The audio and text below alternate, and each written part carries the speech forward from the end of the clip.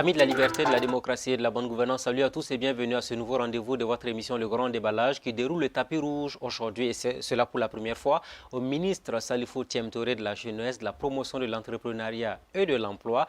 Avec lui, nous allons parler des problèmes de la jeunesse burkinabé, de la création d'emplois, mais aussi pratiquement du forum qui s'est tenu à Koudougou récemment. Monsieur le ministre, bonsoir. Bonsoir. Bienvenue sur le plateau de l'émission Le Grand Déballage. Question banale pour commencer, comment va le ministre Salifou Thiem Touré? Ben, je me porte à merveille. Et en tout cas, ça va. Salifou Thiem Touré à la tête du ministère de la Jeunesse. Dès les premiers mois, il y en a qui ont dit mais on a pris un retraité pour nommer comme ministre de la Jeunesse. Quand vous avez entendu ça, ça vous a fait sourire ou bien vous avez trouvé regrettable ces propos qui ont été tenus par certaines personnes? Bon, vous savez qu'on ne peut pas empêcher les gens d'opiner sur tout ce qui existe. L'essentiel, ce n'est pas donc d'abord Salifou Thiem Touré en tant que tel, mais c'est de pouvoir donc effectivement accomplir la mission qu'on vous confie. C'est ça. L'âge importe peu. L'essentiel est qu'on ait donc l'énergie, l'essentiel est qu'on ait les idées, l'essentiel est que l'on applique donc effectivement mettre en œuvre donc la vision qu'on vous a donné donc de mettre en œuvre. Est-ce une méconnaissance éventuelle du rôle des ministres de la Jeunesse, de la formation de l'emploi et de la promotion? Oui, c'est totalement une méconnaissance, oui. puisque d'abord, on parle donc du ministère de la Jeunesse, mais on parle de la promotion de l'entrepreneuriat, on parle donc de l'emploi, on parle de la formation professionnelle et de la promotion donc de l'apprentissage. Il y a tout cela. On parle donc de l'encadrement donc des acteurs donc de l'économie informelle. C'est tout un tout.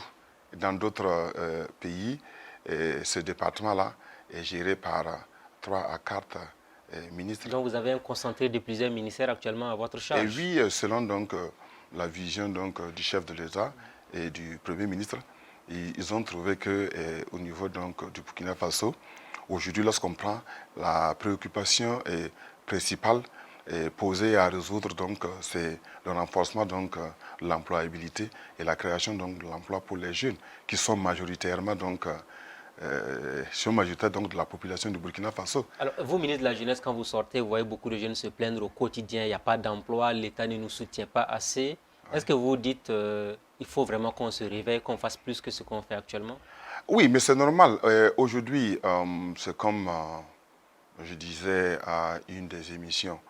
Alors, le challenge est très lourd. Vous voyez que aujourd'hui, chaque année que Dieu fait au niveau donc du Burkina Faso et dans presque tous les pays donc au sud du Sahara, et près de 150 000 à 200 000 jeunes font face donc au marché de l'emploi. Mais quand on regarde pour le cas du Burkina, c'est pas simple. Hein? On a plus d'1,5 million de jeunes qui cherchent de l'emploi. Non, il faut pour ne prendre que l'exemple des concours. Il faut relativiser. Oui.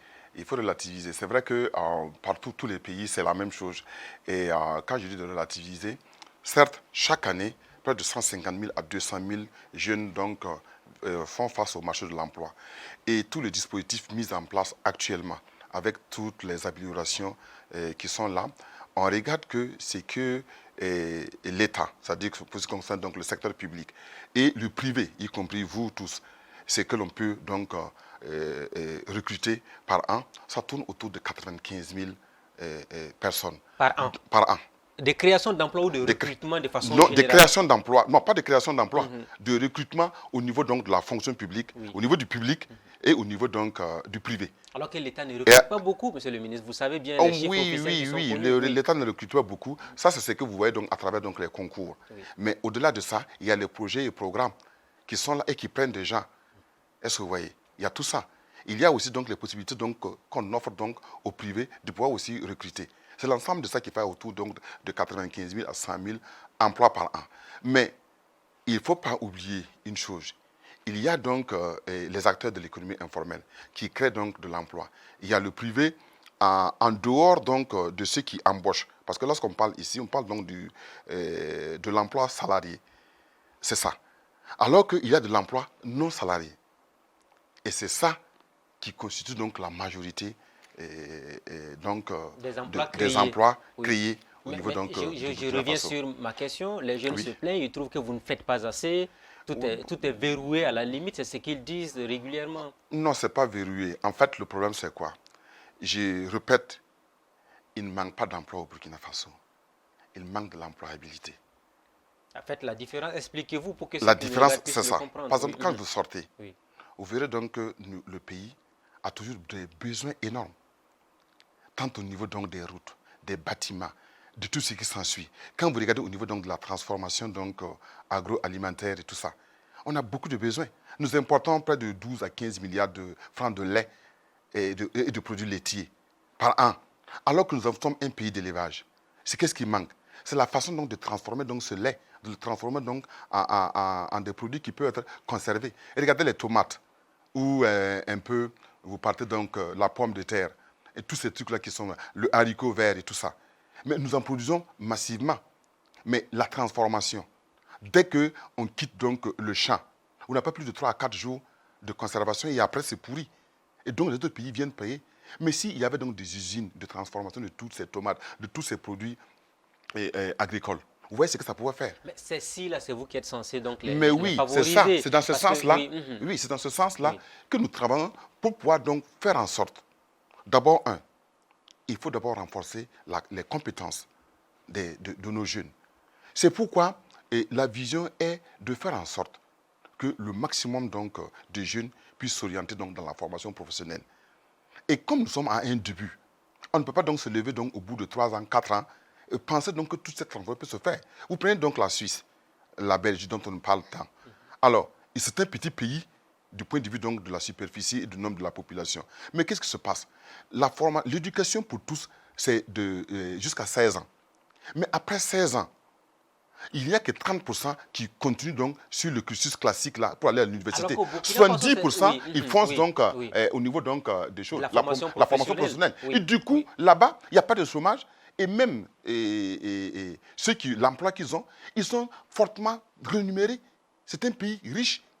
Vous partez tous, quand vous portez donc une montre de qualité, c'est là-bas tout ce qui est donc de la transformation, tout ce qui est du service, ils ont ça à qualité. Et au Burkina Faso, lorsque tu vas dans la formation professionnelle, c'est lorsque tu as raté. On te dit donc que c'est une seconde Mais chance. ça a été entretenu pendant des années, Ça parce a qu'on été dit tout le entretenu monde, pendant il faut aller à l'université, Ouais. chacun espère être dans un bureau. Oui. Mais est-ce que quand vous parlez de l'entrepreneuriat, de la Oui. formation professionnelle des jeunes, entre autres, à ce niveau, il faut reconnaître que l'État n'a pas suffisamment de centres non plus pour accueillir ces jeunes. Et oui, Ce n'est pas la volonté qui manque au niveau de la jeunesse, tout de même, on le sait.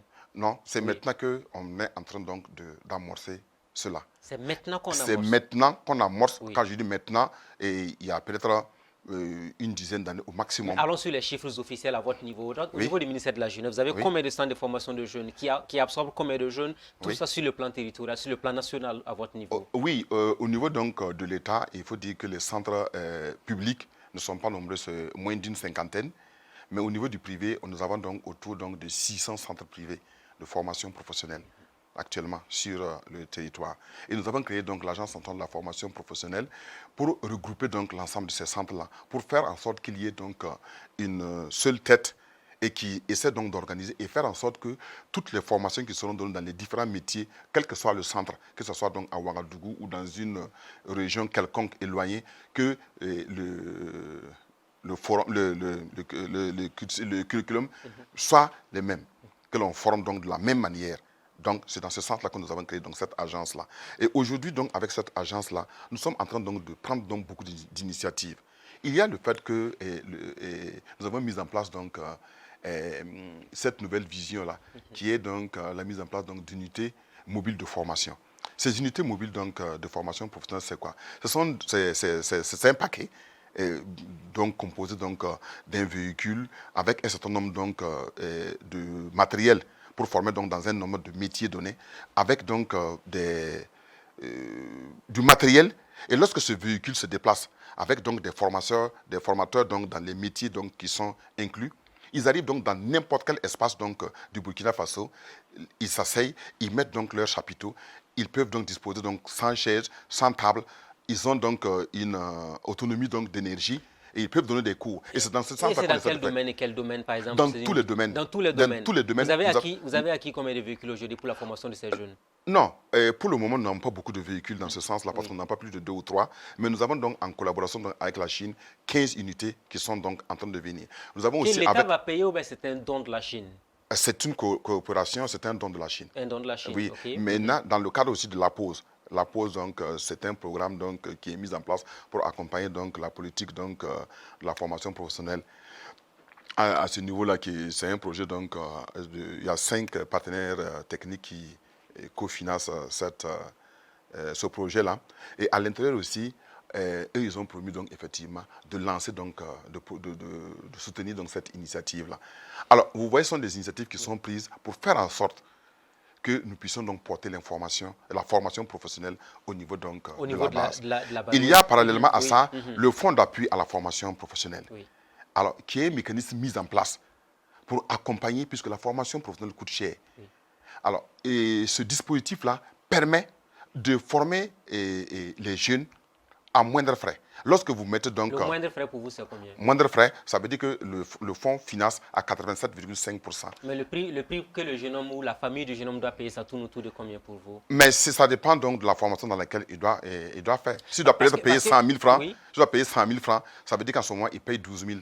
Mais le débat qui se mène, c'est que finalement, on a l'impression que tous les jeunes ne bénéficient pas de tout ce que vous citez. Ils se plaignent, ils disent, souvent même c'est la carte politique qui favorise un certain nombre d'éléments. Oh non, quand on parle de la carte politique, non, là c'est totalement exclu. Et tout le monde sait cela. Là c'est totalement exclu. Vous êtes catégorique là-dessus? Je suis totalement catégorique. Oui. Plus que catégorique, même puisque en fait, j'ai donc été plusieurs fois abordé donc par des jeunes de l'opposition que je connais très bien et qui viennent chez moi, qui viennent dans mon bureau et on échange. Vous avez vu tout de suite au forum, nous avons invité donc le CEFOP qui a envoyé donc plus d'une quarantaine de personnes venir participer. Vous avez vu même que pour modérer donc la première communication, c'était donc Achille Tapsaba qui est le premier vice-président donc du CDP qui est venu modérer, ce qui veut dire qu'ils n'ont pas donc cette vision que c'est fait. Pour donc, mais un autre élément, oui. Je m'en voudrais de ne pas vous poser la question parce que ces millions de jeunes qui nous regardent se posent la même question. Oui. On a lancé des fonds un peu partout, mais pour les avoir, il y en a qui vont prendre même leur préscolaire en fait, ou encore à la limite le fonds qu'on donne le fondaire aux étudiants, ils vont courir, ils n'auront jamais ces fonds-là. Est-ce qu'à ce niveau, le mécanisme n'est pas grippé? Est-ce que vous avez un contrôle vraiment sur ces différents fonds qui sont disponibles pour les jeunes pour qu'ils puissent en bénéficier? Oui, en fait, ce n'est pas le contrôle qui est absent. Ce qui est absent et ce qui manque, c'est parce que les fonds ne sont pas suffisants. Quand je prends un peu tout dernièrement seulement pour le fonds Covid, on nous a donné donc 5 milliards. Quand on a pris les 5 milliards, on a lancé donc l'opération. Mais au bout de 2 semaines, si on capitalise ce qu'on a pris comme besoin, nous étions donc à 38, à 40 milliards. Uniquement des projets portés par des jeunes. Portés par des jeunes. Alors, qu'est-ce qu'on fait dans ce sens-là? Il faut donc sélectionner. Il faut même travailler, c'est-à-dire pour les projets. On va prendre un projet, peut-être quelqu'un, il l'a déposé, il dit que c'est 5 millions, il veut. Nous allons donc travailler dedans même pour ramener peut-être son projet donc à 3 ou 2 millions et quelques. En enlevant donc ce qu'il y a comme télé, chaises et quoi que ce soit qu'il doit payer là, en enlevant tout ça. Et essayer donc d'aller à l'essentiel. Ça veut dire qu'il a fallu retravailler les projets par les jeunes pour voilà, trouver le oui, bon. pour trouver, voilà, est-ce que vous voyez? Oui. Et cela demande beaucoup plus de temps. Alors, vous allez voir quelqu'un qui veut lancer, qui se lance donc dans les coupes-coutures. Il dit qu'il veut ouvrir son atelier. Et tout de suite, l'atelier, il veut caroler l'atelier, mettre la climatisation et tout ça. Nous supprimons tout ça. Et nous essayons donc d'aller à l'essentiel. La machine, les quoi et tout ça. Et lorsque tu auras le marché, au fur et à mesure, tu vas le faire. C'est comme ça. Et nous partons sur le terrain. Vous avez vu à plusieurs reprises, moi je suis sorti donc à Ouagadougou, je tourne, je regarde. S'il y a des gens qui ont déjà commencé à entreprendre, mais qui n'ont pas les moyens, je les approche sans qu'ils aient même eu besoin donc de venir vers nous. Ah oui, vous l'avez fait avec certains jeunes de la ville de Ouagadougou? Ah oui. Et vous leur avez dit quoi? Oui. D'écrire des projets pour venir voir le ministère échanger, j'ai échangé avec eux, et regardez, parce que je vois déjà, eux ils sont déjà dedans, sans moyens, et ils travaillent. Mais en ce moment, lorsque tu accompagnes ces gens-là, tu es sûr que ça va réussir, et ça va marcher. Il y a ainsi là qu'il y a tout dernièrement même qu'on donnait des kits. Il y a une coiffeuse, j'ai été donc pour aller voir donc le matériel donc d'un jeune qui avait donc essayé de se lancer dans l'aviculture et la production d'aliments bétail à Gongé. J'ai tourné et pendant que je tournais donc avec lui pour aller regarder ces installations, j'ai vu donc une jeune dame qui était dans son atelier et qui tressait. Il y avait une dame qui était. Je me suis arrêté donc la saluer. Je suis rentré regarder son matériel. Elle m'a expliqué c'est que pendant le fait qu'il y a de l'affluence, comme ça, mais le vrai problème, son matériel est vétus, il n'y a même pas de... Mais lorsque j'ai eu, avec les Chinois, la possibilité donc de donner des kits et pour donc les jeunes apprenants qui venaient de sortir, j'ai dit d'inscrire cette jeune dame-là. Sans qu'elle n'ait bénéficié d'une formation. Non, vous ne la connaissez même pas avant. Je ne la connais pas, mais elle m'a dit qu'elle a fait notre formation, qu'elle a un... Je ne sais pas si c'était un CQP. En tout cas, qu'elle a fait le truc de la formation là. Mais elle est là. Elle a essayé de tenter au niveau des prêts. Elle n'a pas eu. Bon, mais elle se débrouille. Elle ne va pas donc avec se le peu de moyens dont elle dispose. Mais lorsqu'on donnait les trucs là et que j'ai vu qu'il y avait donc du matériel dans ce sens-là, j'ai rappelé donc le conseiller municipal de la zone là où j'étais. J'ai expliqué là où la femme là est située. Il dit, je ne connais pas son nom, je ne me rappelle pas de son nom. Ils sont partis la voir. Alors, elle a dit oui, effectivement, qu'il y a le ministre de la Jeunesse qui est passé. On dit oui, on m'a répété. J'ai dit non, faites-la venir. Elle a eu le kit. Jusqu'à aujourd'hui, bon, on ne s'est plus revu. Et il n'y a plus de... Est-ce qu'il y a une politique de suivi, par exemple, de ces gens? On met tout le temps des gens dans ce sens-là. Oui. Je vais vous dire, je fais une révélation. Au niveau donc du forum, la conférence est venue. On nous a donné donc 24 chèques. Ce sont des subventions. C'est parce que chaque année, on dépose au niveau de la conférence 15 plans d'affaires du Burkina Faso. Et au niveau de la conférence, ils examinent donc l'ensemble de ces plans-là. Et on essaie donc de voir les meilleurs pour les primer. Depuis 2 ans, le Burkina Faso, tous les 15 plans que nous déposons sont tout le temps. Et ce sont des plans uniquement portés par des jeunes, notamment. Oui, oui. Et ces jeunes-là, la conférence est venue avec des chèques de près de 24 millions pour donner comme subvention à ces jeunes-là. Et l'an passé, ceux qui ont eu l'an passé, ils ont envoyé une équipe sillonner et regarder donc ces 15-là. Ils ont vu qu'effectivement, ça progresse. Aucun jeune n'a fait faillite, hein, parce que souvent, on a entendu ce débat-là aussi qui se mène. Ces jeunes-là, au contraire, ils étaient donc dans une lancée, dans une trajectoire donc, qui était très, très promoteuse. Et la Convergence a encore donné des prix, des cadeaux à ces gens-là. 300 000, 400 000, 500 000. J'ai encore la liste de ces gens parce que c'est tout en... Sans aucune contrainte particulière pour la gestion de ces ressources. Parce qu'il y a quand même un climat de confiance qui a été créé avec... Mais bien sûr, oui. Puisque, imaginez, on vous donne un prêt de 5 millions. Vous engagez l'activité. On vous suit. L'année prochaine, cette année, vous avez commencé donc avec peut-être 2 employés. L'année prochaine, on voit que vous avez donc 5 employés et que vous avez un chiffre d'affaires qui monte. On vous suit. On regarde, vous êtes bon. Qu'est-ce qu'on fait? On vient pour vous encourager. On peut vous donner donc une prime. Et on vous met sur le chemin. On essaie de trouver des marchés pour vous. Ainsi de suite. C'est comme ça que l'on fait. Mais il faut dire aussi, il faut reconnaître qu'il y a beaucoup de gens qui ont pris des prêts, qui se sont lancés, mais ça n'a pas marché. Est-ce que vous en voulez à ces jeunes souvent qui utilisent mal les ressources? Parce qu'il faut aussi dire la vérité. Non, on ne les en veut pas. Il y a certains, peut-être, qui n'ont pas compris. Mais à d'autres aussi, nécessairement, vous ne pouvez pas commencer et puis réussir forcément. Vous pouvez tomber 1 fois, 2 fois, 3 fois. Mais il y a des jeunes qui ont pris délibérément les fonds peut-être qui ne les ont pas utilisés pour la destination initiale. Ça, il y en a. Vous en avez eu des cas à votre niveau? Oui, nous avons vu, nous avons eu des cas comme ça. Nous avons eu des cas de gens qui ont payé plutôt des téléphones, des quoi que ce soit. Nous avons vu ces cas-là comme ça. Et dans ce cas, qu'est-ce que le ministère fait? Est-ce que le ministère leur dit, ce que vous avez fait, ce n'est pas bien, il n'y a pas de sanctions, il n'y a pas de... Non, la seule sanction que nous faisons à ce niveau-là, c'est que ce type est bloqué au niveau donc de nos différents fonds. Il n'aura plus de fonds. Non, il est bloqué. Il faut qu'il se rachète.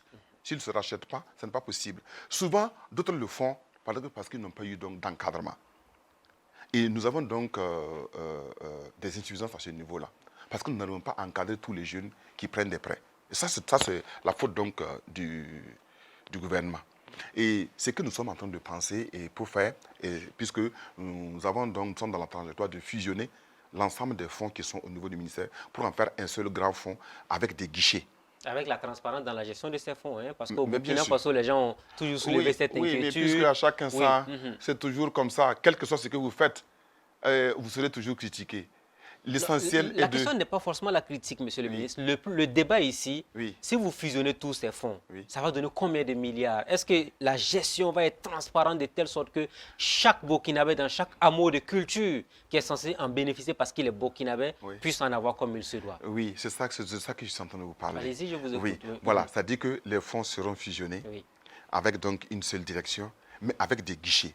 Ça veut dire que les guichets actuels qu'il y avait, qui avait donc un fonds d'appui aux initiatives des jeunes, il y aurait toujours un guichet. Mais pas un DG qui le coiffe, mais ça serait donc une structure beaucoup plus simple qui va gérer cela. Et le fonds d'appui au secteur informel, le fonds d'appui à la promotion de l'emploi, il y aura toujours ces guichets-là. Mais maintenant, ils seront donc dupliqués sous forme effectivement donc des guichets au niveau donc des différentes régions. Ok, donc désormais on aura des fonds régionaux des fonds pour les régionaux. jeunes. Voilà, des Parce fonds que régionaux. cette plainte-là aussi, les jeunes on en Oui, oui. parlé avec Et je poursuis. Non seulement il y aura des fonds régionaux, oui, mais dans le conseil d'administration, hein, ce qui va se faire dans les... Oui, c'est ça, non? Sans les conseils, voilà. Il y aura maintenant des représentants des jeunes. Déjà, on a mis au niveau du FEJ, il y a 2 représentants des jeunes. Nous écrivons donc au Conseil national de la jeunesse qui envoie 2 personnes. Au niveau du secteur informel, nous écrivons au secteur informel qui nous envoie 2 représentants qui sont dans le conseil d'administration. Est-ce que vous voyez? Et jusqu'à ce que même au niveau, par exemple, du fonds d'appui à la promotion de l'emploi, c'est le patronat que nous avons écrit. Le président du conseil d'administration, il vient donc du privé. Est-ce que vous voyez? C'est ainsi que l'on fait pour impliquer tout le monde, pour que l'on cherche qu'il y ait une certaine transparence. Voilà. Est-ce que vous voyez? Parce que ce que nous cherchons là, c'est avoir donc atteindre l'objectif. Notre souhait n'est pas de faire en sorte qu'il y a donc des administrateurs ou des fonctionnaires oui, parce que qui les lourdeurs s'enrichissent. administratives, vous l'avez bien dit, des gens qui viennent uniquement, on fait tout, de telle sorte qu'à un moment donné, le jeune homme lui-même, il est découragé. Certains ont fait des témoignages à ce niveau et systématiquement, ils disent c'est parce que nous ne sommes pas de tel parti politique. Non, non, non, ce n'est pas le parti. Non, non, non. C'est le parcours qui est long. Et souvent, effectivement, moi, je suis souvent pris à partie. Il y a des gens qui m'appellent comme ça, et comme je décroche un peu partout, tout le monde qui m'appelle, il y a des gens qui m'appellent comme ça, qui me disent, monsieur le ministre, je ne suis pas content de vous, je ne suis pas content de vous, parce que ça fait une année, j'ai déposé mon plan d'affaires, et jusqu'à présent, moi, voilà, je lui demande, calmez-vous, passez au bureau, on va échanger. Et c'est pourquoi quand vous arrivez dans mon bureau, vous trouvez peut-être 30, 20 personnes qui sont là et qui attendent, et que je reçois. Du matin au soir, à la maison, demain c'est le samedi. Et il y a beaucoup de jeunes qui viennent tout le temps. Mais il y a des jeunes qui viennent, qui se plaignent, qui montrent. Et souvent... Est-ce qu'ils n'ont pas souvent raison, honnêtement, monsieur le ministre? Mais bien sûr, ils ont raison. Ils ont raison. Mais attendez, mais c'est comme nous disons donc dans le proverbe aussi qui dit, si tu partages donc, si quelqu'un partage la viande de la tête, et que tu trouves que ce que tu as eu est peu, ou peut-être que tu n'as pas eu, avant de te plaindre, il faut attraper ta tête. Pour vérifier est-ce que la viande qu'il y a là, est-ce qu'elle est assez suffisante pour ce que tu penses. Aujourd'hui, là, on a peu de sous, on a peu de ressources. Qu'est-ce qu'il faut faire? Je vous ai dit que nous tentons... Mais c'est vous qui encouragez les jeunes tous les jours à entreprendre. Oui, vous leur dites tous les jours, entreprenez, entreprenez. Mais vous voulez qu'ils le fassent avec quoi? Si vous ne les accompagnez pas, comment techniquement oui, mais nous les accompagnons fortement. Et quand vous nous voyez donc tous les jours sur le terrain, ce n'est pas seulement au niveau du ministère. Nous essayons donc de voir avec des partenaires techniques et financiers. Vous me voyez tous les jours, donc je n'ai pas de repos, je n'ai pas de week-end, je n'ai pas de congé. Pourquoi? Parce que j'ai dit aux gens, quand je vais quitter le ministère, j'irai me reposer. Mais si le peu de temps que nous avons, et avec donc les préoccupations de ces jeunes-là, il faut courir au maximum. Il ne faut jamais se reposer, il faut aller au maximum. Parce que nous avons donc 78% de la population qui est jeune. Oui, et lorsque nous regardons dedans, nous avons donc à peu près de 39% de jeunes, compris donc, dont l'âge est compris donc, entre 15 et 35, là. Nous en avons 33. C'est la jeunesse active à la jeunesse active, là. Nous avons plus de 39% qui sont au chômage. Et ce n'est pas normal. Avec ça, on ne peut pas dormir. Avec ça, on ne peut pas dormir. Et il faut donc travailler, il faut essayer de regarder, de trouver tous les mécanismes. C'est pourquoi nous faisons donc appel à toutes les initiatives possibles pour pouvoir renforcer. C'est pourquoi beaucoup de privés se sont lancés dans ce sens-là et nous les accompagnons. Vous, par exemple, je vous ai suivi plusieurs fois, vous avez animé des émissions pour renforcer les gens, pour aller entreprendre. Nous félicitons cela. Aujourd'hui, je suis très fier parce que de plus en plus, dans toutes les contrées, les gens cherchent effectivement à se former, à renforcer leur employabilité et c'est très bien. Mais il y a l'emploi local qu'il faut développer parce qu'il y a des endroits où on peut faire... C'est quoi vous appelez emploi local? Emploi local. Lorsque vous prenez donc dans une localité, vous regardez, il y a bel et bien donc des opportunités à ce niveau qu'il faut lancer. Quand nous partons, je prends donc des trucs comme ça au hasard, je vais prendre, voilà. À Dédougou, nous sommes arrivés, nous avons trouvé donc, et à le manioc que l'on cultive. On a demandé qu'à ce que donc on promouva la production donc, de l'akeke, que les gens aiment. Oui, bien sûr. Il y a une dame qui s'est lancée dans ça. Nous l'avons accompagnée à mettre une unité de production. Elle emploie aujourd'hui près de 67 personnes. C'est elle-même qui est partie gagner le prix. C'était un crédit que vous lui avez octroyé ou C'était bien... un crédit. Oui. Elle a fini de rembourser le crédit. C'est un crédit qu'on a donné Oui. et oui, elle rembourse au fur et à mesure. Pour vous, c'est un modèle. C'est un modèle. Oui. Après, on a quitté à Putenga. On a lancé donc la production donc, de la viande séchée, les kilichi. Voilà, qu'on a mis, on a pris une association, on les a mis. On est parti donc à Léo. On a mis donc une petite unité de production d'aliments bétail et de volaille. Et on a accompagné les gens. Et ainsi de suite, c'est comme ça qu'on essaie de faire un peu partout. On met des unités et on met beaucoup de jeunes dedans pour pouvoir donc se... Voilà. À défaut donc de donner individuellement aux gens, on les incite à se regrouper. Aujourd'hui, il y a le PADEJ, qui est un programme qui est mis en place pour développer l'emploi au niveau local, dans le secteur donc agro-silvo-pastoral.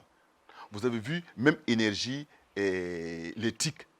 Vous avez vu qu'au niveau du forum, nous avons dit, parallèlement au thème central, nous avons donc fait donc, des panels où les différents ministres du secteur donc agro-silvo-pastoral et artisanal sont venus donner des communications pour voir quelles sont les possibilités donc, de création d'emplois dans ces domaines-là. Oui. Au niveau du numérique aussi, au niveau du solaire, on a fait ça. Et ces gens-là, tous ces ministères-là accompagnent. C'est pas seulement, il ne faut pas voir seulement le ministère de la jeunesse comme étant donc le seul porteur. Tout de même, vous coordonnez. Nous essayons de coordonner. Parce que les jeunes viennent vers vous, parce que vous êtes le ministère de tutelle par excellence de la jeunesse burkinabé. Voilà. Mais si on revient sur les goulots d'étranglement, parce que les jeunes qui nous regardent, à la fin, ils vont dire, est-ce qu'à la fin de cette émission, le ministre peut promettre à tous les jeunes du Burkina qui ont des projets structurants, sûrs, bien montés et tout, qu'ils auront des financements, si possible, de telle sorte qu'on puisse vraiment les accompagner? Et je ne peux pas les promettre que tout le monde pourra avoir donc des fonds. Oui. Mais ce qui est sûr, ils pourront donc avoir donc, une oreille attentive au niveau du ministère. Donc les problèmes ne seront pas réglés. Non, les problèmes pourraient être réglés. Parce qu'en fait, c'est quoi? Il faut faire la distinction. Okay. Le ministère peut ne pas trouver les moyens pour donner, mais le ministère peut conseiller et orienter. Puisqu'il y a beaucoup de structures actuellement qui accompagnent. Il y a des milliers de structures qui accompagnent. Moi, je vous dis, tout de suite, quand je vais sortir, j'ai encore une autre rencontre avec des gens qui sont là, qui veulent aider 1000, 2000 jeunes, 3000 jeunes. Et ces structures-là, on les organise et on les envoie vers ces structures-là pour accompagner. Et moi, j'ai la confiance qu'effectivement, au bout de 2-3 ans, nous allons donc avoir donc une structure stable, fiable, qui pourrait donc permettre aux jeunes d'avoir de l'emploi. Je vous lance là, tout de suite, dans peu de temps, nous allons rentrer donc, nous allons finaliser l'initiative présidentielle pour la création de plus de 600 000 emplois. C'est à la fin du mandat du président Kaboré? Non, tout de suite, d'ici la fin de l'année, nous allons lancer donc l'initiative. Pour combien d'emplois? 600 000. 600 000. Ça va se faire sur combien d'années? Mais les 600 000 emplois, dans nos projections, au maximum dans les 3-4 années. Au maximum. Vous savez que beaucoup de gens qui nous regardent vont dire encore c'est de la communication politique que vous faites. Oui, mais il n'y a pas de problème. Parce que ce que nous disons, nous faisons. Nous le faisons au maximum. Et vous allez mettre vous invitez les gens à vous suivre. Hein, j'invite les gens à nous suivre dans ce sens-là. Pour les 600 000 emplois, pour les 600 000 emplois, puisque c'est dans ce sens-là, nous sommes partis en Éthiopie. Parce que nous avons vu aussi une politique volontariste là-bas que les autorités ont lancée. Et nous sommes partis donc échanger avec eux.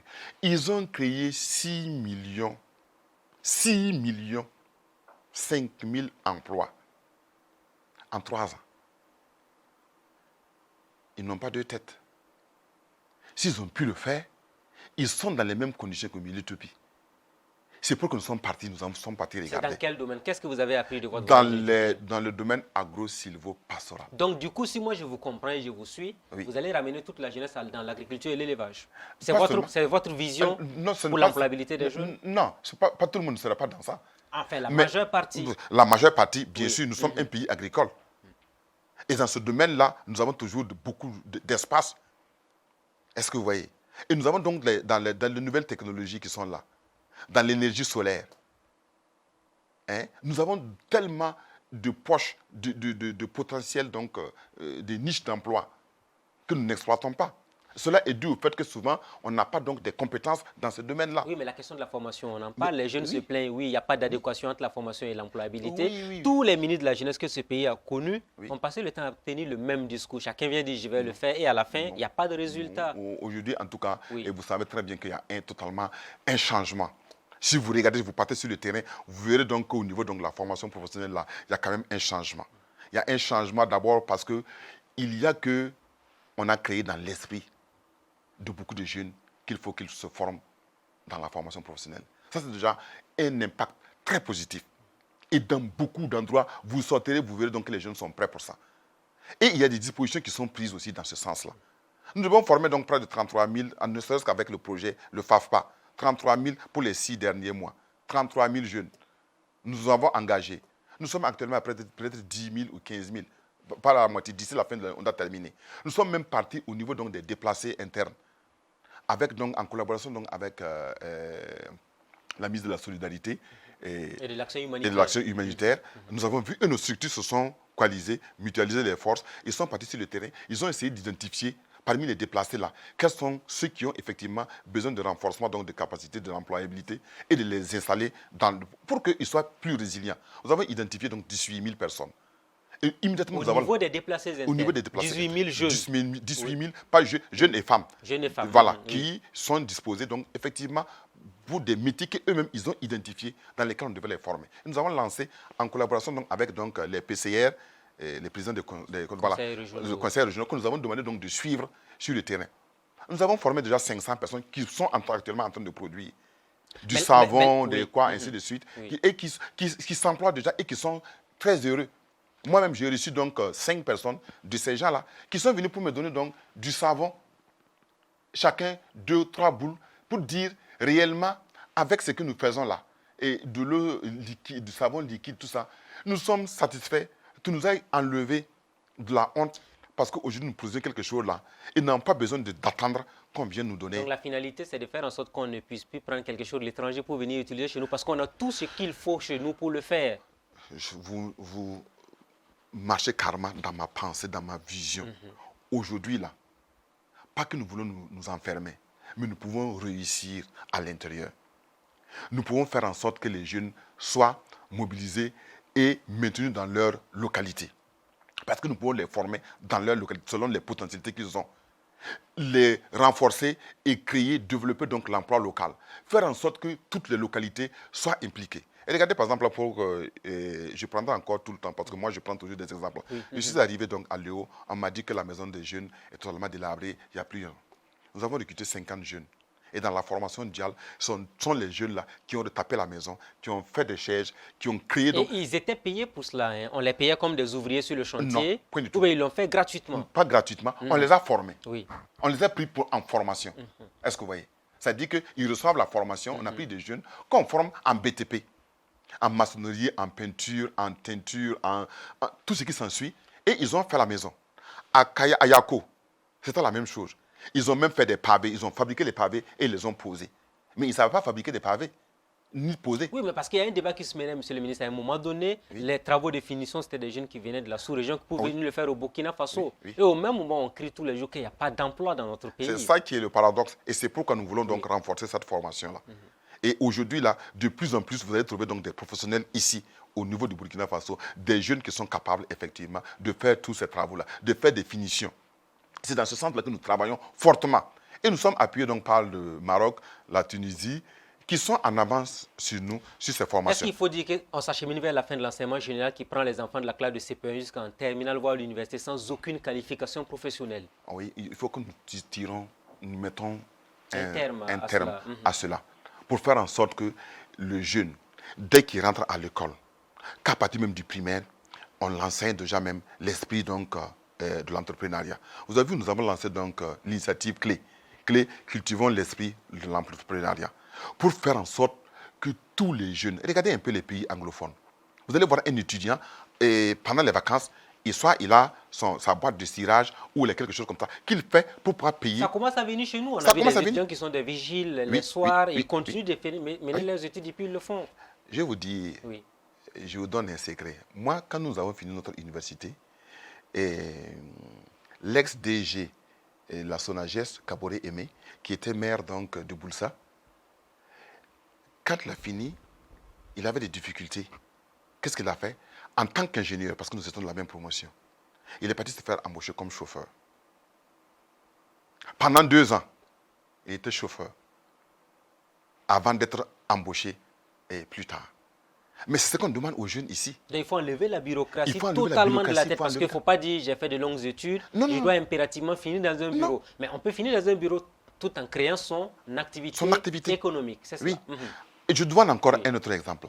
Je suis parti donc à Dakar il y a 2 ans, en 2019. Vous voyagez beaucoup en tant que ministre de la Jeunesse, visiblement. Mais je rencontre donc des jeunes, je pige l'expérience des jeunes. Je suis parti donc à Dakar parce que les étudiants m'ont invité de venir présider donc leur soirée d'excellence. Au cours de cette soirée d'excellence-là, quand j'ai pris la parole, je leur ai demandé donc d'entreprendre. J'ai expliqué pourquoi. Et j'ai dit qu'il est bon qu'en même temps qu'ils préparent donc leur mémoire de fin d'année, qu'en même temps ils réfléchissent donc à un plan d'affaires annexé. Et que chacun n'a qu'à faire ça. Et que même dès maintenant, ceux qui sont en première année, en deuxième année, tout ça, qu'ils essaient déjà de regarder dans quoi ils peuvent entreprendre et même commencer. J'ai été très surpris lorsque je suis reparti tout dernièrement pour aller regarder donc l'entrepreneuriat de masse qu'ils ont lancé. J'ai trouvé près de 200 ou 300 étudiants burkinabés qui sont là-bas, qui sont dans l'entrepreneuriat, pendant qu'ils étudient. Ils entreprennent à Dakar, au Sénégal. Hein? À Dakar, au Sénégal, ils sont en train dans la culture, ils sont dans beaucoup de choses qu'ils m'ont montré. J'ai été très, très honoré et fier. Et je leur ai dit, maintenant ce qu'ils m'ont demandé, c'est de faire en sorte qu'à ce que cette connexion-là puisse se faire avec le pays, que lorsqu'ils vont quitter là-bas, qu'ils puissent venir donc s'installer au pays. Voilà. Et c'est dans ce sens-là que nous sommes en train de travailler. Alors, s'installer au pays, je voudrais qu'on ouvre un autre chapitre de l'entrepreneuriat des jeunes. Ah oui. C'est la question de la fiscalité, de l'accompagnement. Oui. Il y a des jeunes qui ont créé des entreprises, on les a tellement mis la pression qu'ils étaient obligés de fermer les impôts, ainsi de suite, à n'en pas finir. Est-ce qu'à ce niveau, votre département fait assez pour protéger les entreprises des jeunes? Et ce que nous faisons, ce n'est pas encore assez. Parce que là, c'est une lutte que nous devons donc déclencher. Et une lutte donc de toutes nos forces.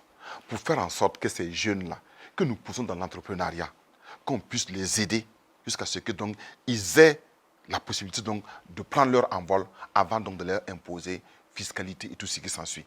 Il faudrait qu'on essaie de l'encadrer. Mais en même temps, en rapport donc avec le ministère du Commerce, c'est lancé pour faire en sorte que tous ces jeunes-là, dans leur production-là, qu'au niveau donc des marchés publics, ils aient donc une part. Et oui, parce à qu'ils ce se niveau, plaignent aussi. nous sommes très contents. Ils disent qu'ils ne gagnent jamais les marchés, ce sont les anciens à ce niveau, qui prennent tout. à ce niveau, nous sommes très contents parce que d'abord, il y a une loi, il y a un texte qui impose que 15% donc, des marchés publics soient réservés donc, à ces jeunes entrepreneurs-là. Mais l'an passé, lorsque le ministre du Commerce faisait le point, il s'est trouvé que nous sommes arrivés à 34% de ces marchés-là qu'on a renvoyés donc à ces jeunes-là. Alors, c'est une bonne tendance qu'il faut donc poursuivre et renforcer. Faire en sorte que dans un premier temps, si effectivement on veut que les jeunes puissent s'engager dans l'entrepreneuriat, que l'on prenne la décision ferme et en rapport donc avec l'Assemblée et avec donc le gouvernement, que l'on prenne des mesures fermes, que l'on monte effectivement à 30 ou 35%, que l'on fasse de telle sorte que tous ces marchés publics-là soient envoyés donc à ces jeunes. À ces jeunes-là, oui. À ces jeunes-là. Et aussi, parce que vous avez vu déjà qu'au niveau des pauses café, tout ça là, on a imposé donc le consommation local. Il faut que de plus en plus, on essaie de faire en sorte que dans tous nos bureaux, les bureaux que nous avons, nous puissions donc les prendre au niveau donc de nos jeunes qui sont en train de... L'essentiel est que ça soit de qualité. Si nous les forçons à faire ça, ça serait très intéressant.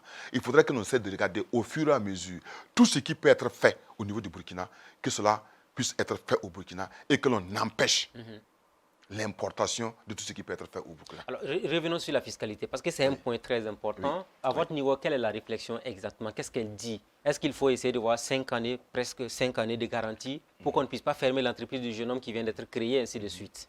Nous sommes en train de réfléchir pour voir combien d'années il faut donner donc aux jeunes entrepreneurs qui démarrent pour pouvoir donc le permettre donc de franchir effectivement l'étape de la précarité et lorsque donc ils s'envolent pour qu'on puisse. C'est pourquoi nous sommes partis donc effectivement, je vous dis que je voyage trop, pourquoi nous sommes partis donc à Dakar pour regarder là-bas qu'est-ce qu'ils font. Alors ils ont donc l'entrepreneuriat de masse qu'ils ont lancé pour prendre les prêts comme ce que nous faisons. Il y a un dispositif qu'ils ont mis. Et Alors, tu viens sur la plateforme, tu t'engages. C'est 25 000 francs, c'est 50 000 francs, c'est 100 000 francs, c'est 500 000. Jusqu'à un plafond donné. Si tu veux t'inscrire dans ce sens-là, tu n'as pas de garantie à donner.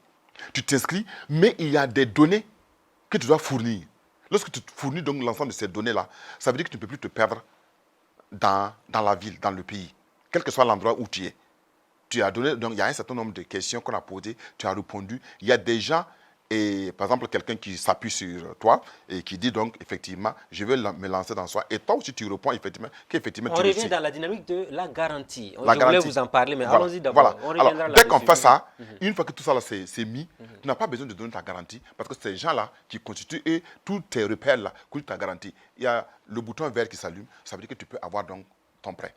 Mais au fur et à mesure que tu agis, puisqu'on te suit donc sur cette plateforme, est-ce que tu vois? Si tu dois venir donc rembourser, même ces 500 francs par trimestre, je dis par trimestre, tous les 3 jours, des trucs comme ça que tu fais, puisque tu es dans l'informel, dans le truc, voilà. On te suit. Mais dès que tu atteins un certain niveau, tu dépasses peut-être le million ou les 2 millions, c'est en ce moment-là qu'on commence à te prendre donc quelques, voilà, tu payes certaines taxes, ainsi de suite, ainsi de suite. Sinon, avant ça, voilà, avant ça, tu ne payes rien. Oui. Les prêts, vous avez soulevé la question, je voulais en parler. On en parle maintenant. Oui. Pourquoi vous demandez tout le temps des garanties aux jeunes? Et il y a des choses que si je vous dis, c'est pas... Non, non, non. Au niveau du FEJ... Soyons transparents. Oui. Au niveau du FEJ, nous avons actuellement près de 3 à 4 milliards qui sont dehors. Les jeunes n'ont pas payé.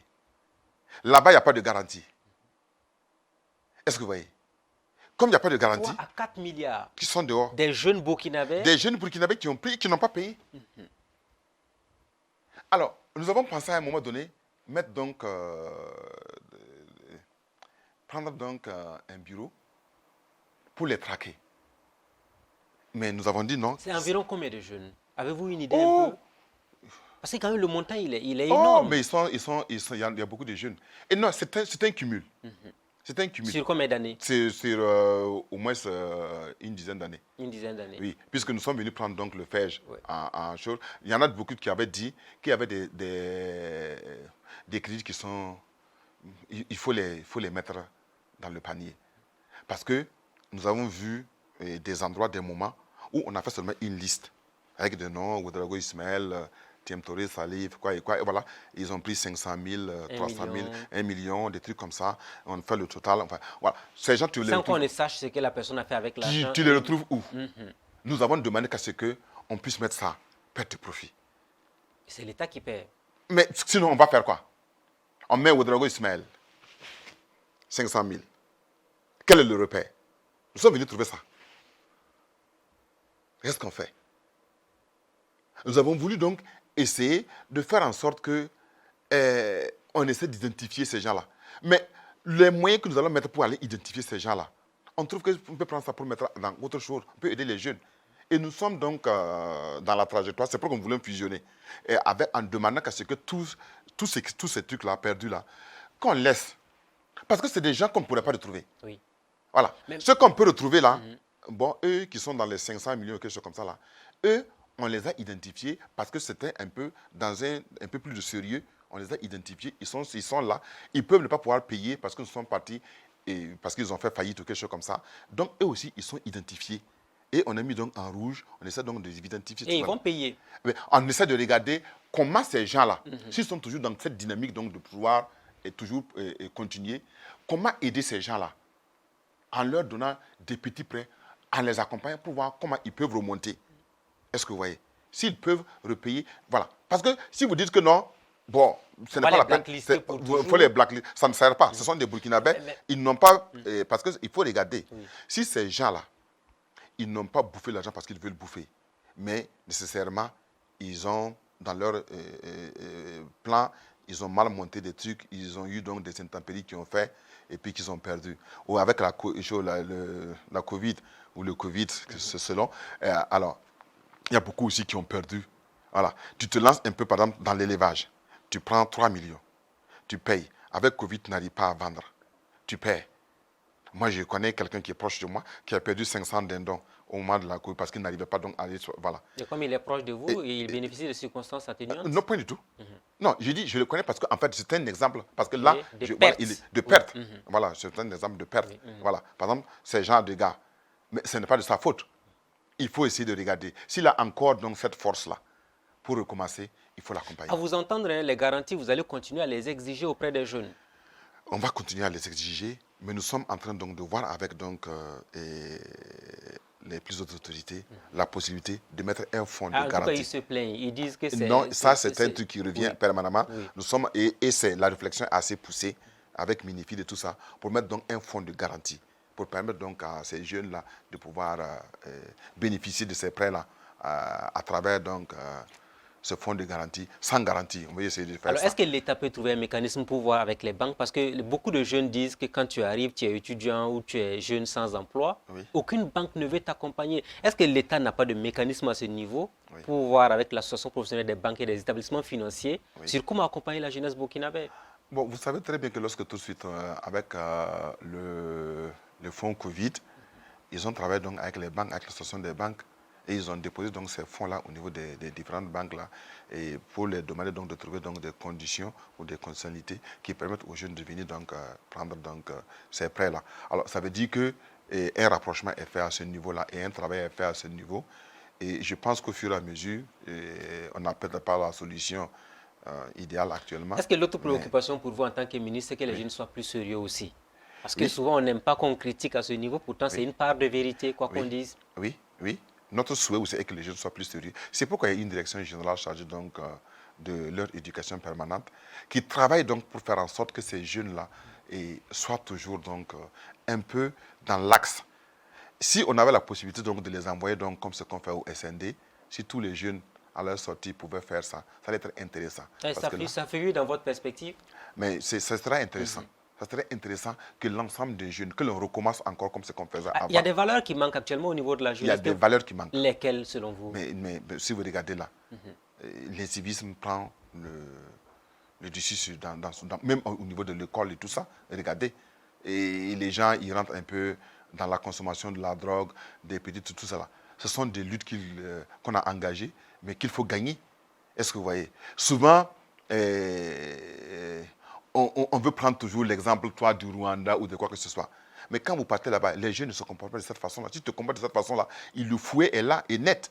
Mais ici, même lorsque les jeunes, là, ce sont les élèves, ont essayé donc d'agresser donc le proviseur donc, au lycée, je ne sais pas si c'est Zenda ou c'est... Voilà, qu'est-ce qui s'est passé? Lorsqu'on les a amenés donc, au niveau de la justice, ils ont été relaxés. Ah, vous trouvez que ce n'est pas normal, il fallait les sanctionner? Moi, je trouve que ce n'est pas normal. Je trouve que normalement, comment on appelle ça, on doit trouver donc des sanctions pour ces jeunes-là, pour les empêcher d'agresser donc leur professeur. Moi, je ne pense pas qu'à notre temps là, mais quand tu rencontres donc ton maître, mais tu croises les bras, bonjour monsieur, et tu es très respectueux. Et jusqu'à aujourd'hui, c'est ça. Ça manque. Allez-y, regardez les jeunes, lorsqu'ils rencontrent leur professeur, que celui qui t'enseigne, celui qui essaie de te donner de l'éducation. Mais vous avez vu tout de suite, les jeunes là sont sortis dans la rue pour dire que non, ils ne sont pas d'accord pour la réforme. Mais ils ont le droit de parler aussi. Ils ont le droit de Nous parler. sommes dans un pays de liberté. Bien sûr. Si c'était... Non. Ils ont le droit de parler. Vous avez vu au forum, on a amené tout le monde devant le chef de l'État. Ils ont pris la parole. Ils n'ont pas tremblé. Ça me donne une fierté de montrer qu'effectivement, la jeunesse peut parler là où elle veut et dire ce qu'elle pense. Mais quel reproche formulez-vous contre ces jeunes qui sont sortis pour s'opposer à la réforme? Est-ce qu'ils auraient dû accepter tout, avaler tout je n'aurais pas... C'est la forme. Okay. C'est la forme que je n'ai pas aimée. On ne peut pas sortir donc pour faire de la casse, pour faire des trucs comme ça dans ce sens-là. Non, nous sommes dans un pays démocratique. Est-ce que vous avez peur pour l'avenir de la jeunesse quand vous voyez toutes ces manifestations? Oui, ces genre de manifestations-là, c'est pas bon. Mais moi, j'ai confiance parce que, en fait, les jeunes sont en train de se structurer à travers le Conseil national de la jeunesse, à travers les mouvements et associations de jeunesse-là. Et au fur et à mesure, ils prennent conscience et ils sont en train de s'organiser dans ce sens-là. Et réellement, pour ce faire, je suis donc, ça fait 2 ans et demi, tirant vers 3 ans que je suis à la tête donc, de ce département-là. De plus en plus, je suis fier donc, de cette jeunesse-là. Lorsqu'elle sort et lorsque je sors avec eux pour aller donc, dans des rencontres donc, sous-régionales ou internationales, et lorsqu'ils prennent la parole, je suis fier. Savez-vous, monsieur le ministre, que tous les jeunes ne se retrouvent pas dans le CNJ aujourd'hui? Tout le monde ne se reconnaît pas en cette structure. On ne pas se reconnaître, c'est parce qu'en fait, c'est une structure qu'on a demandé de mettre en place. C'est avec donc, une résolution donc, de l'Union africaine, et on a demandé de le faire.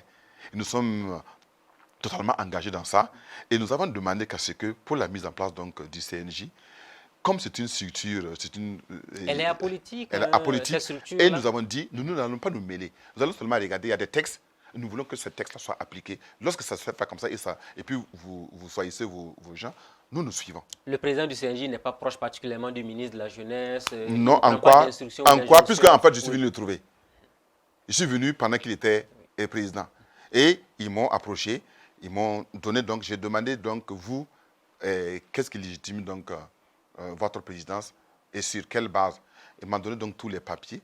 J'ai donc regardé, j'ai appelé, donc, le MATD. J'ai regardé, est-ce qu'ils ont dit oui, effectivement. Il a reçu donc le récépissé. Voilà ce qui s'est passé. J'ai essayé donc de prendre contact donc avec ceux qui étaient donc au niveau du département et qui ont suivi. Ils ont dit, bon, ok. Mais ils vous demandent des financements aujourd'hui. Ils veulent que le budget passe à 50 millions. La requête a été soumise au président du Faso la dernière fois. Oui, c'est ça. Parce qu'en fait, quand je suis arrivé, ils avaient donc un budget de 4,5 millions.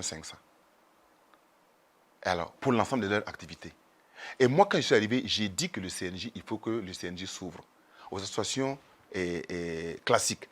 Ça dit que l'association donc des religieux là, Ambayante, Cœur Bayante, AMBF et l'association donc des paysans, le monde rural et sur le secteur informel, j'ai dit qu'il faut que tout le monde se retrouve tout le monde se retrouve dedans. Parce qu'on a l'impression que c'est une jeunesse élitiste. Hein, non, j'ai dit donc, que tout le monde se retrouve dedans, sans exception. Oui. Voilà. Et qu'on essaie de regarder les handicapés et les quoi, tout le monde dedans. Dans le cas contraire, je ne suis pas d'accord. Et j'ai dit, il faut le faire. Et maintenant, lorsque vous devez mettre ces structures-là au niveau donc local, vous voyez donc avec le gouverneur, avec l'administration, quoi qu'on soit là, pour que, lorsqu'on va mettre ces trucs-là, ça soit donc présidé et bien fait. Et comme ça, vous pouvez donc participer. Et puis, éloignez-vous donc des trucs politiques. Ah, c'est ce que vous leur avez dit. C'est clair, non, ils le savent. Éloignez-vous des trucs politiques. Moi, je suis un homme politique, mais je ne vais pas dans ce sens-là. Parce que si vous êtes politique, et nécessairement, vous allez prendre des positions politiques et cela ne me plaît pas, ça va entacher donc notre travail. C'est ce qui est fait et vous demanderez donc au CNJ, c'est comme ça. Et c'est comme ça qu'ils sont partis et ils m'ont dit, mais monsieur le ministre, vous nous demandez donc de faire en sorte que nous puissions mettre nos structures au niveau provincial, au niveau communal, au niveau régional. Mais nous avons 4 millions, on va faire comment? Donc automatiquement, le budget qui suivait, j'ai fait monter ça à 20 millions. Et j'ai coupé d'autre part pour ajouter. Il y a l'Orzalnu qui a 5 millions, qui est une structure, mais sous-régionale. Et les 20 millions, ils ont essayé donc de mettre donc des structures jusqu'au niveau communal.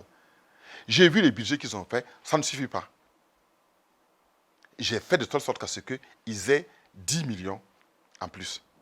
En fait, 9 millions, puisque ça faisait donc 29 millions, et j'ai calculé que ça faisait 29 millions. Nous avons rendu compte au chef de l'État. Leur trajectoire, ils veulent 100 millions. Parce qu'ils ont regardé que dans la sous-région, dans les pays donc G5 Sahel, puisque nous avons pris la tête du G5 Sahel, quand ils ont regardé les budgets de ces CNJ là-bas, et le minimum c'est 100 millions. Et eux, ils demandent 50 millions. Hein, non, ils demandent 100. Mais j'ai dit que nous allons avancer de façon progressive. Et pour cette année, nous avons dit de 25. Bon, on va passer donc au maximum à 50. Ils ont soumis ça au chef de l'État, qui a donné l'accord, qui a dit donc, pour cette année, 50 millions. Alors, ouvrons justement le chapitre de cet échange avec le président du Faso. C'était à Koudougou, le 8e forum des jeunes. Beaucoup de détracteurs de cette initiative trouvent que c'est une coquille vide. Qu'est-ce que vous avez à leur répondre? D'abord, le fonds d'appui aux initiatives des jeunes, c'est avec le forum qu'ils ont fait la recommandation et ça a été créé. Ne serait-ce que ça. Alors, beaucoup de choses, beaucoup de recommandations ont été donc appliquées. La création donc du ministère de la Jeunesse, c'est pas à travers le forum. Parce qu'il y a eu une rencontre, c'était le ministère de la Jeunesse et des Sports et des trucs comme ça, c'était mélangé. Alors, c'est à travers ce forum-là que les jeunes ont réclamé un ministère de la Jeunesse. Et on a mis donc le ministère de la Jeunesse, je pense que c'était en 2011 ou encore. Alors, le ministère même existe de par le forum. Donc pour vous, c'est une rencontre nécessaire. C'est une rencontre nécessaire. Oui. C'est un espace qui est créé pour permettre donc aux jeunes d'échanger avec leurs gouvernants et d'échanger entre eux. Le budget, c'était combien déjà pour le forum de Koudougou? Le forum de Koudougou, je n'ai pas l'ensemble des chiffres. Mais transparence pour transparence. Ça tourne autour de 100 millions. 100 millions. Oui. Alors, et là, c'est fait avec donc l'ensemble des infrastructures qui sont prises en compte. Alors, est-ce que la rencontre avec le chef de l'État, il y avait un filtre? Non. Tous les jeunes qui sont venus parler devant le président, ils ont eu la liberté de venir poser, dire ce qu'ils voulaient. Je vous explique comment ça s'est passé. Oui. Alors, la première journée, c'était la journée de la communication. Vous avez vu le nombre de communications que nous avons pu faire. Nous avons donc communiqué d'abord sur la réconciliation nationale. Nous avons communiqué donc sur la contribution donc des jeunes à la lutte contre donc l'insécurité et à la participation donc des jeunes au renforcement de la démocratie. Nous avons donc discuté donc sur les thèmes de création d'emplois, des niches de création dans le secteur agro-silvo-pastoral et artisanal, dans le secteur donc de l'innovation, du numérique et du solaire. Puis, nous sommes rentrés donc dans le caucus, où nous avons permis aux jeunes, le lendemain, ce sont les jeunes qui ont discuté entre eux en caucus, en différents groupes. Il y avait des thèmes, ils ont discuté. Sans aucun représentant du ministère? Non, c'était entre eux. Ils ont discuté, ils ont fait la synthèse. Et chacun a discuté donc par région pour faire la synthèse de leurs préoccupations. Et les rapporteurs ont fait la synthèse. On m'a remis donc cette synthèse-là le deuxième jour au soir. Vous n'avez pas élagué des partis pour dire non. Nous avons pris, oui. Et le lendemain, lorsque le chef d'État est arrivé, son parti, nous avons eu au chef de l'État. Il a regardé, il m'a dit, mais écoute, les jeunes, vous ne faites pas seulement que les préoccupations donc, des jeunes, vous partez donc dans le truc de roue, dans le truc et tout ça. Qu'est-ce que ça veut dire? Et j'ai dit non, les jeunes ont dit qu'ils sont près de 78%, 80% donc de la population. Ils vivent au sein de la population. Ils ne peuvent pas venir donc poser uniquement que des problèmes de la jeunesse. Ils doivent poser aussi des problèmes donc de la société. Et le président Harry, il m'a dit, mais ça, toi avec tes jeunes là. Et bon, il a regardé, il a vu un endroit où on a mis les jeunes engagés en politique. L'appel de Koudougou, qu'il demande donc le retour de Blaise Compaoré. Il dit, oh bon, vous discutez de tout ça là. J'ai dit oui. J'ai dit, mais les jeunes, comme je vous l'ai dit. Il dit, bon, ok, pas de souci. À ce soir alors. Et c'est ainsi. Et j'ai demandé donc à ce qu'est-ce qu'il peut recevoir donc le bureau national de la jeunesse. Il a dit, mais pas de souci, il faut les amener. Ils les ont reçus, ils ont expliqué, ils se sont présentés, ils ont montré comment le chef de l'État les a encouragés. Et nous sommes arrivés au soir. Donc la rencontre a été transparente du début jusqu'à la fin. Ils sont arrivés au soir, ils ont dit tout ce qu'ils voulaient, ce qu'il y avait écrit dedans. On a vu, mais on n'a censuré personne. Et ce qu'il faut encore dire, il y a des jeunes qui sont venus, au-delà de ce qui était écrit là-bas, ils ont augmenté, ils ont ajouté ce qu'ils voulaient. Parce que devant, comme les gens parlent et puis on les écoute, voilà. Et ils étaient suivis en direct, ils savent qu'ils sont suivis en direct. Vous avez vu que jusqu'à aujourd'hui là, aucune région, aucune province, personne n'est sorti pour dire que ce que les jeunes ont dit là ne concerne pas leur région. Ça veut dire qu'ils ont parlé librement. C'est comme ça qu'on renforce la démocratie. C'est comme ça qu'on renforce donc le leadership donc, des jeunes. Parce qu'il faut qu'au-delà de ça, vous avez vu que les jeunes sont partis donc pour parler devant Macron. S'ils n'arrivent pas même pas devant leur chef de l'État à dire ce qu'ils pensent, comment vous allez qu'ils aillent parler ailleurs? En tout donc, cas, en termes de bilan, vous êtes satisfait du rendez-vous de Koudougou? Je suis satisfait du rendez-vous. Ce qu'il y a à faire actuellement, le président nous a instruit de mettre donc un comité de suivi, incluant donc les jeunes pour les recommandations qui sont dedans, et de le tenir informé au fur et à mesure. Si nous rencontrons des difficultés dans la mise en œuvre, de tenir informé donc le président, voilà, le président et le Premier ministre.